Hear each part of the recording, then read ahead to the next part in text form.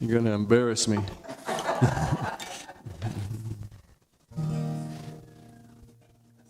I've never introduced this song this way, but I never know how a song is going to come. And this one came as I was rolling my cart down the aisles at a grocery store in Memphis, Tennessee. And it's called You Are Light. There's a singing in your heart and a light that shines in all that you are bringing through.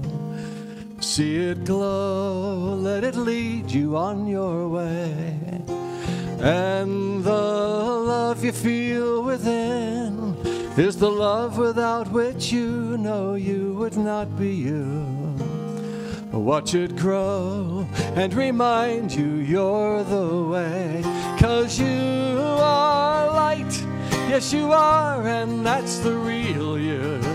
You are light, yes you are, and that's the deepest truth. You are light, and your love is always shining through. You are light. There's a rising in the tide, and it's a rising that will never drop away again, leaving you with the truth of who you are. Let it filter through your mind, cleaning out the darkened thoughts that you were letting in. That wasn't you, and it's time you leave the dark. Sing with me. 'Cause you are light, yes you are, and that's the real you. You are light, yes you are, and that's the deepest truth. You are light, and your love is always shining through. You are light. There's a singing in your heart and a light that shines in all that you are bringing through. See it glow, let it lead you on your way. And the love you feel within is the love without which you know you would not be you. Watch it grow and remind you you're the way. 'Cause you are light, yes you are, and that's the real you. You are light, yes you are, and that's the deepest truth. You are light, and your love is always shining through. You are light.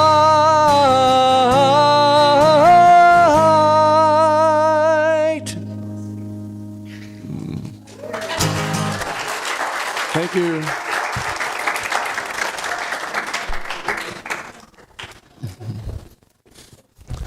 Interested in some of our many activities that are provided. All right, so the next thing I'm going to do is the daily word. That's what I always like to give because it's one of my favorites is the daily word. And the word for today is forgive. And the affirmation is, I find peace and freedom as I forgive. The scripture is, if anyone has a complaint against another, not that any of us have complaints, right? Forgive each other, just as the Lord has forgiven you, so you also must forgive.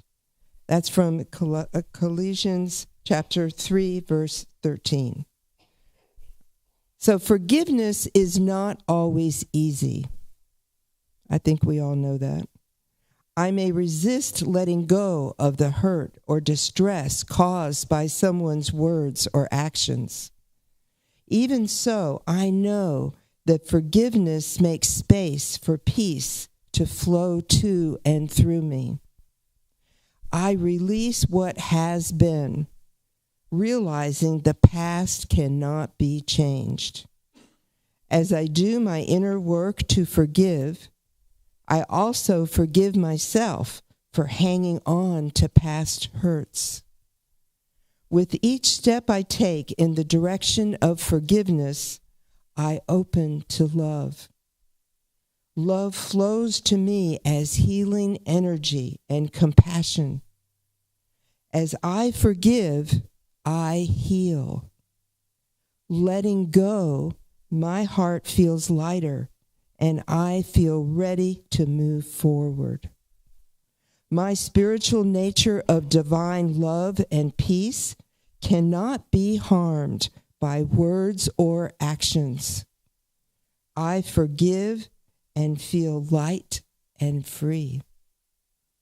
So one more time, I'll read the affirmation.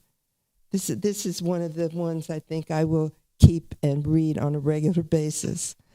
I find peace and freedom as I forgive. So now, let's see, are you going to do an opening prayer? Thank you so much.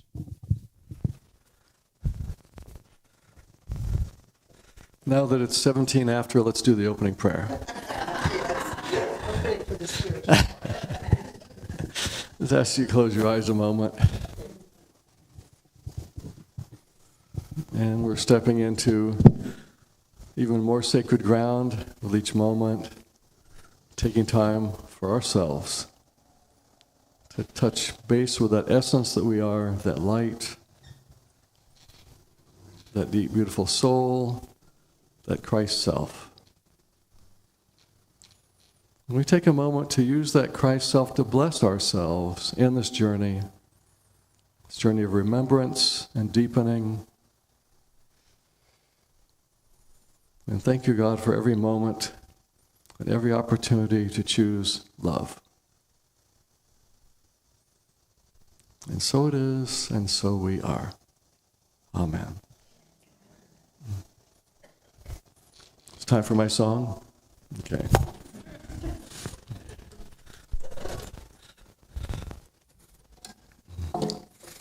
My wife frequently tells me that I'm 6 years old.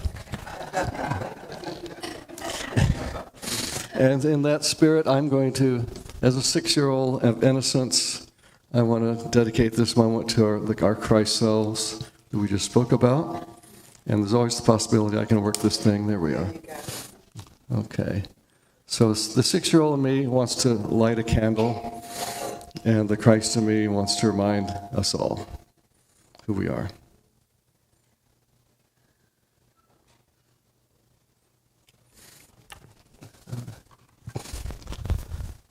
My talk today is about compassion, and I chose a song, the simple chant.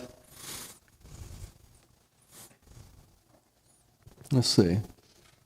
That's a different one. We're going to do the meditation first.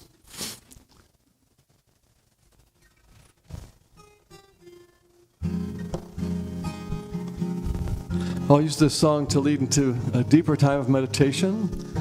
So I invite you to close your eyes. Get comfortable, take a deep breath, settle in. We'll do a little simple chant. After that, we'll go into silence a moment. Then I'll finish up with a few words of meditation. Compassion. Ooh. Compassion. Ooh. Will you do that with me? Compassion. Ooh. Compassion. Keep singing that. Ooh. Compassion. Just take it to heart. Compassion. Do you believe you deserve it? Compassion. Just take it to heart. Compassion. Compassion. Ooh. Compassion. Ooh. Compassion flows out of your heart. Compassion. Do you believe you can give it? Compassion flows out of your heart. Compassion. Compassion flows out of your heart. Compassion. Do you believe you can give it? Compassion flows out of your heart. Compassion. Ooh. Ooh. Ooh. Ooh. Compassion. Ooh. Compassion. Ooh. Compassion. Ooh. Compassion.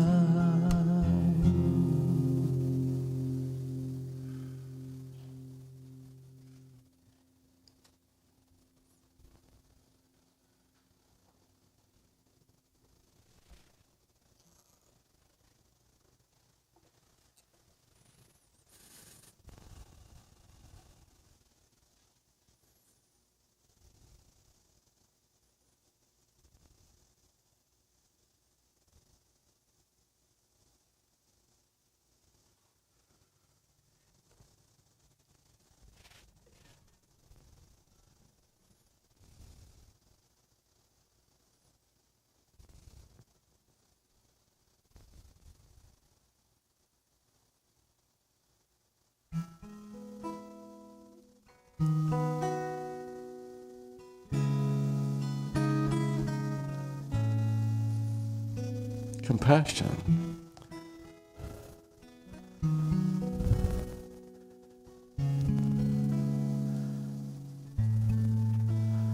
It's really the most natural thing when we remember who we are. When we remember that we are one, what would be more natural than compassion for another part of yourself?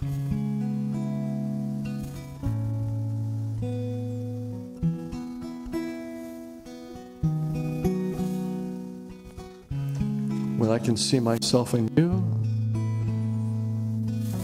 when I see you in me,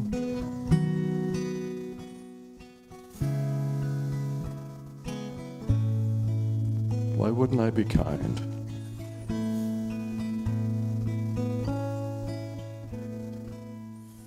Maybe we've fallen off of that path, so we need to see the word compassion to remind us to come back to our hearts, to kindness.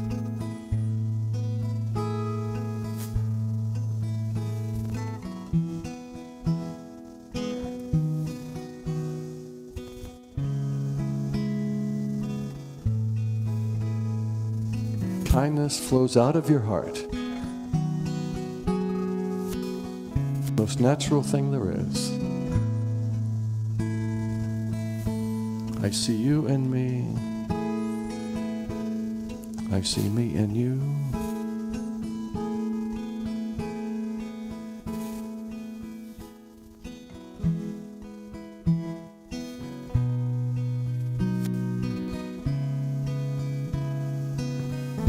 It's how we choose to live.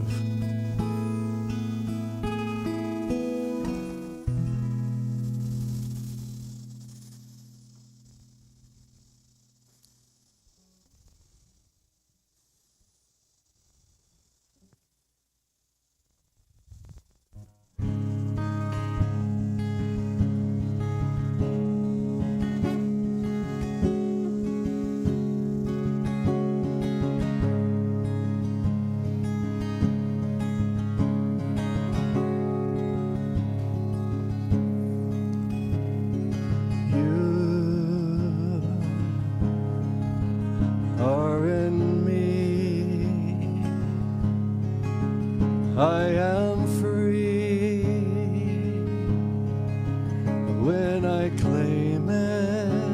sing, I am in you. I am in you. I am new when I name it. I am new when I name it. You are in me. You are in me. I am free when I claim it. I am free when I claim it. I am in you. I am in you. I am new when I name it. I am new when I name it. I'm free when I claim it. I am free when I claim it. I am new when I name it. I am new when I name it. Ooh.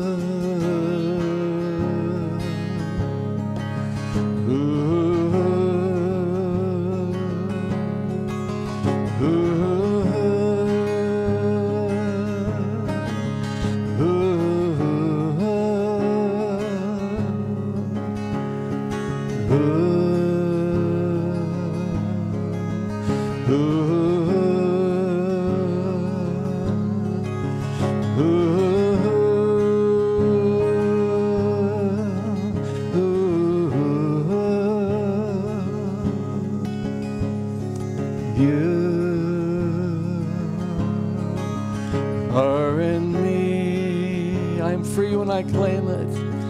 I am free when I claim it. I am in you. I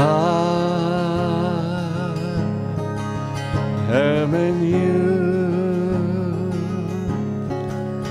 I am new when I name it. When I name it. I'm free when I claim it. I am free when I claim it. I'm new when I name it. I am new when I name it. Ooh.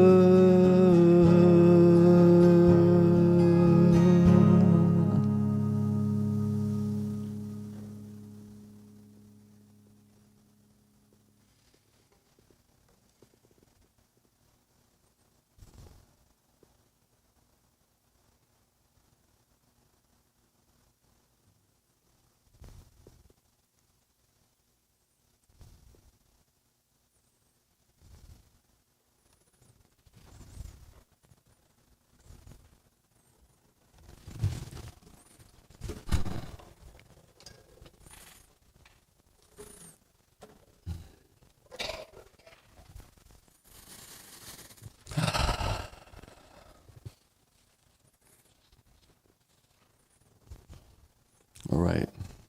Are we back yet? Yeah. I love going there.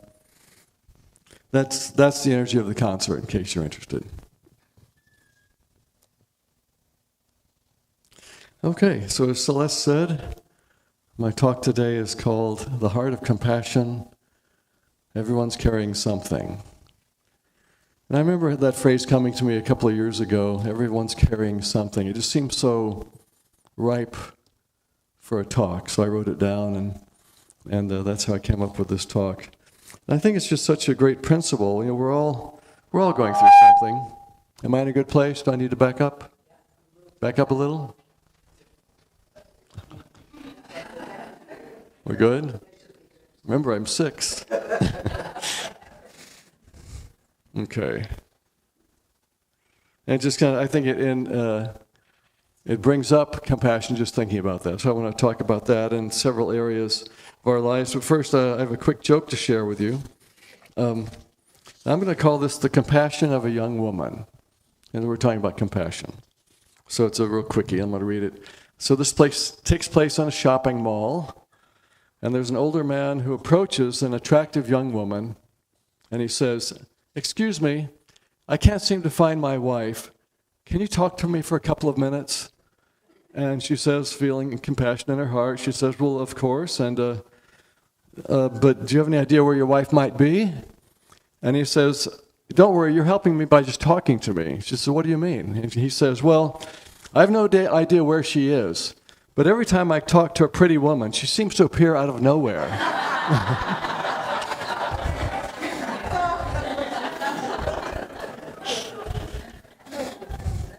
So he learned a trick. Okay. Well, I want to look today at, and I love sharing stories. When I'm in the audience, I like it when someone tells stories instead of just didactic teaching. So I like to infuse my talks with stories. And I want to look at 3 areas: compassion for ourselves, then compassion for our friends, our neighbors, and then compassion for humanity. I want to look at that level too. I think there's value in all of those. The Buddha said, if your compassion does not include yourself, it is incomplete. That's a great line, isn't it? If your compassion does not include yourself, it is incomplete. I remember scripture, you'll love your neighbor as yourself. Maybe it should be and yourself, because we forget, include you in the circle. So if your compassion does not include yourself, it is incomplete. I had something happen to me where I really had to come up with some compassion for myself. This was many years ago, when upon the birth of my son, Jeremy. He's about to turn 38, so it's been a while. But what happened was, we were going to do a very natural childbirth in a hot tub. We were living on Maui at the time, so you have to go groovy, right? And had a midwife, the whole during the 9-month pregnancy, rubbing her belly with oil so they'll stretch and all this, and just constantly in the process for 9 months. So it's the time, now the labor has begun. And we're at home and in this hot tub with a water heater on the wall, on-demand water heater, doing everything we think would be a great idea. We're 17 hours into the labor, it's just not progressing. Finally, the midwife says, "I think just to be safe, we're going to need to go to the hospital. This was a nice idea, but we're going to have to go old school." So we got to the hospital, got her on a drip and a drug, I think it's called Pitocin, and it furthered things along. And what ended up being a 24-hour labor. And so finally here it comes now, we're in the delivery room, and they put this smock on me, and they put a mask over my face, and I overheat as it is anyway, so now I can barely breathe. I'm overheating, and the doc says, "I'm sorry, we're going to have to do an episiotomy," which involves blood. I won't go into details. And I'm not good around blood. So here I am, 9 months, up to the hour of my son's birth. Well, we didn't even know it was a boy or girl, but we were playing old school for that too. And then here comes the cut. It's like, I can't be in the room. Excuse me, I need to leave. And a friend was there to help, and so I'm in the next room just trying to recover with wet cloths, and I hear a baby crying in the next room. Oh my God, I missed the birth. I missed it. And so she throws me to a wheelchair, wheels me back to the delivery room. And so it is like a comedy routine. And I was the first to hold him, in these swaddling clothes, this beautiful, my new son. But I missed that moment. And it's like I can never get that back. And I have to have compassion for myself, because part of me feels like, I wasn't good enough, I wasn't man enough, I failed. And I can't get that back. But can I hold myself with compassion? Can I hold myself in swaddling clothes? And just care and love me for who I am and what I went through and what seems to be my natural traits. My getting faint. Can you hold yourself in swaddling clothes when there's something that didn't go right for you? Say, well, sometimes it's easier to be compassionate for someone else, isn't it? It's like, what about ourselves? What about ourselves? I had another experience. This was during the whole COVID experience, and I'm really connected with my dad, and we, during COVID, as many of you did, we ended up having Zoom calls with family. He's West Coast, I'm East Coast. And about a year and a half into not getting to visit with my dad, who at the time was 91, 92 years old, now he's 96, this part of me just, am I ever going to get to see him in the same room again? How much time do we have? And one day I found myself just in tears, like I couldn't stop crying. I was like a little 6-year-old boy on the bed, on the covers, just inconsolable. And what I noticed was have you ever had this happen where you're crying, it's almost delicious. You just go into it just deep, like you're sautéing in tears. Just like feel it. Just go there. My wife recently was reading a book. This author talks about when you're feeling an emotion, it's kind of like you're entering this tunnel, but some of us want to stop, like squelch it. And the author says, don't stop in the middle of the tunnel. Go all the way through. Feel it all the way to the end. Just feel it. Otherwise, you're never quite expressed. You're kind of stuck in the tunnel, so to speak. And so I remember feeling that, like I'm just going to feel this. Delicious. And in that place, it's almost like I was watching myself with compassion. Just like this, just holding myself in that process. Compassion for self. If it doesn't include yourself, it's incomplete. Love your neighbor as yourself and yourself.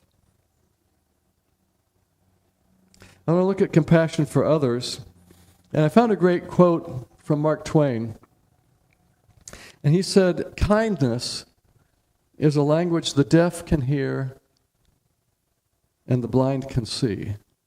Isn't that beautiful? Kindness is a language the deaf can hear and the blind can see. Plato said something very similar to my talk title. He said, be kind, for everyone you meet is fighting a harder battle. What if that were true? Like everyone you meet, I think we need to approach each other as if we already know something's going on, no matter who we're meeting, and hold them, just put this blanket of compassion on them, even without thinking. Don't assume everything's hunky-dory. What if we approach everyone with compassion? Like, I know you may not be showing it on the outside, but I'm sure there's something going on. And just, hold them with that kind of kindness. I lead a lot of Italy tours. I haven't had an experience I want to share, and this happened a few years ago. First of all, is there anyone in the room, I'm going to make up a name here. Anyone here named Michelle? Okay, so I'm going to use the name Michelle. So while I'm telling a story, you won't think I'm talking about you. In these group tours, we were often, meet in the lobby at 10 a.m. We're going to go to the museum to see the David statue, or we're going to go to the Coliseum or whatever. So be in the lobby at 10. So everyone was on time except Michelle. Consistently, she'd be 10, 12 minutes late, sauntering in. Okay, I'm ready. It's like we were all kind of tired of it by day 5. In fact, if she was rooming with someone after day 3, that roommate said, I can't take it. And someone was kind enough to switch roommates. But anyway, so this happened, never changed the whole tour. So the tour's over. In this case, we ended up in Venice. And so we kind of said our goodbyes to everyone. But Michelle needed help with getting some tickets at the train station. So I said, sure, I'll help. And we were also going with another couple, Susie and Greg. They're going to catch a train to Milan from Venice. So the 4 of us going to the station. First we put Greg and Susie on the train, kind of get on, hug them in their seats. And I say, it's about 2 minutes until the train's going to leave. So Michelle, we should get off. And she said, just 1 more minute. I just want to hug. I have 1 more thing to say. Okay, fine. So I'm off on the platform. A minute goes by, I stick my head in, but Michelle, we really need to go. It's like 1 minute to go, so come on. So I'm waiting for her on the platform. I'll be right there, she says. And a minute goes by, the train doors close, the train heads out the station with Michelle on board. So again, just can't seem to work with the clock. And so I had to have a laugh, like, well, there she goes again. But a minute later, Greg texts me, well, you may have noticed Michelle is still on the train, but she talked to the conductor. She can get off in about 10 minutes. Do you mind waiting? She should be back in like 25 or 30 minutes. Okay, fine. And by now I'm just chuckling.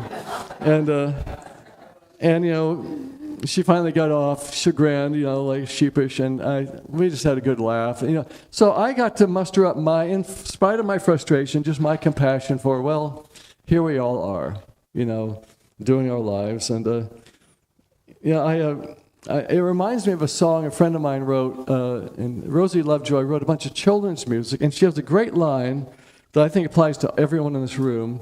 It certainly has helped me through my entire life since I've heard the song. The line goes, "Everybody makes mistakes. I have made a few mistakes myself." Can you drink that in? Let's say that together. Everybody makes mistakes. I have made a few mistakes myself. Now, recently I've discovered this emoji that goes like this. Have you seen this emoji? Would you do this with me right now? So say, and go, I've made a few mistakes myself. I've made a few. And I think, to me, it almost brings humor to it. Like, it's easier to let other people off the hook when I go, well, I've made a few too. So everybody makes mistakes. I've made a few mistakes myself. Let ourselves off the hook. Let everybody off the hook. Let them off the hook, suddenly we're off the hook, and vice versa. And forgiveness is a great, you know, daily word for today, because that really is how we can get there. Let the whole Michelle thing, let it go.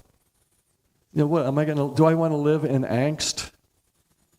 You know, someone said you have two choices. It's a judgment or for compassion. You can choose to be judgmental or compassionate. It's the same as love or fear. It's the same. Which world do you want to live in? Whatever you're putting out, you're living in. Course in Miracles says it this way: the cost of giving is receiving. Whatever you're giving out, it's all us. You're not doing it to somebody else. You are in me. I am in you. You're not doing it to someone else.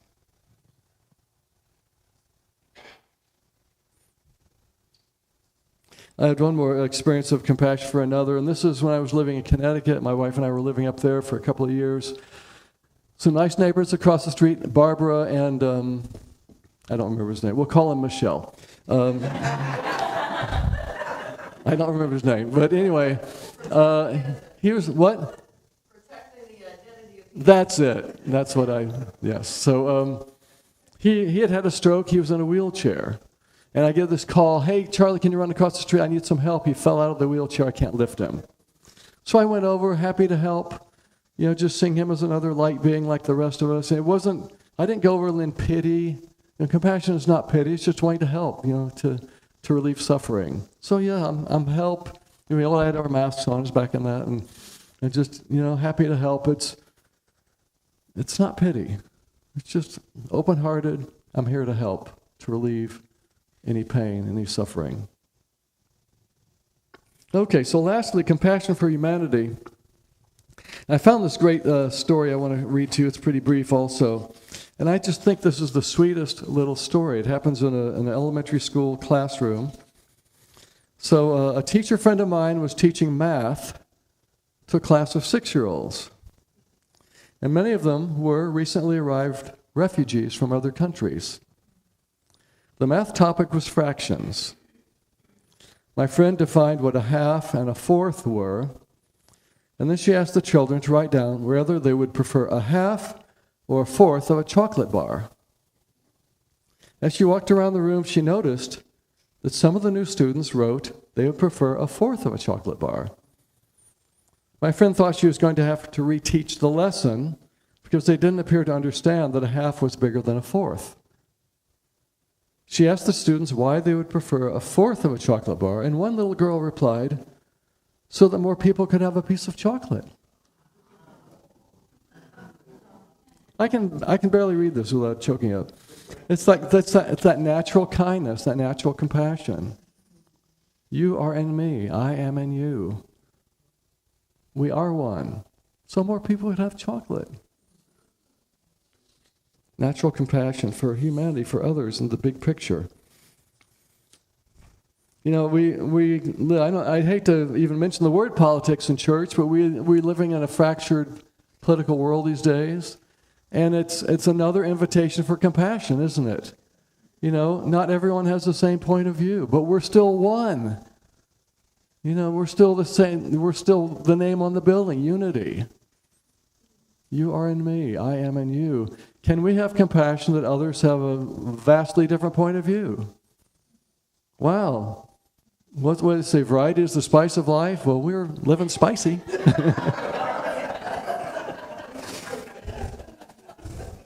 That was a good line. I have to remember that.